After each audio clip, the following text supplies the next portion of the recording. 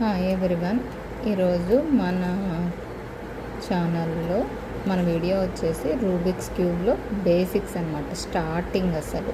Okay, మొన్న rotations video చూసారు కదా, దాని తర్వాత ఫస్ట్ స్టెప్ ఏం చేయాలి అనేది ఇప్పుడు చెప్తున్నాను.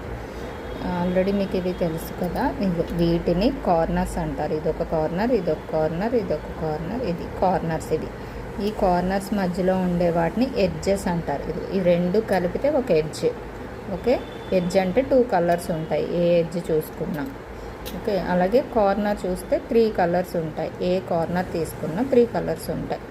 కార్నర్ని మనం కార్నర్తోనే రీప్లేస్ చేయగలము, కార్నర్ని ఎడ్జ్ ప్లేస్లోకి తేలేము. అలాగే ఎడ్జ్ని ఎడ్జ్ ప్లేస్లోకి తీసుకురావచ్చు, కానీ వేరే ఎడ్జ్లోకి కార్నర్స్కి తేలేము అలా. ఓకేనా?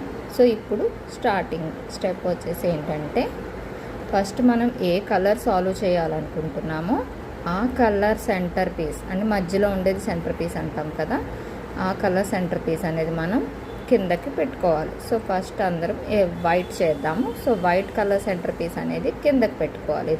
ఇది వైట్ కదా, ఇది డౌన్ ఫేసింగ్ ఉండాలి.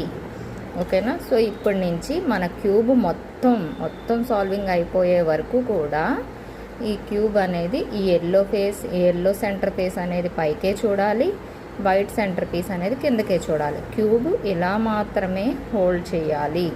ఇలా హోల్డ్ చేయడం వల్ల ఇది ఫ్రంటా అనేది మీకు అర్థం కాదు, కన్ఫ్యూజ్ అయిపోతుంది. సో కంపల్సరీ క్యూబ్ ఒక్క ఫేసే మీ ఎదురుగా ఉండాలి. ఇది ఫ్రంట్ అవుతుంది, ఇది అప్పర్ అవుతుంది, ఇది రైట్, ఇది లెఫ్ట్, ఇది డౌన్.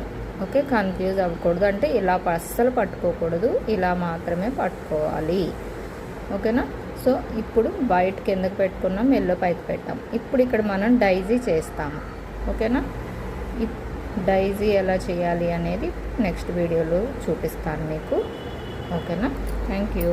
Please subscribe.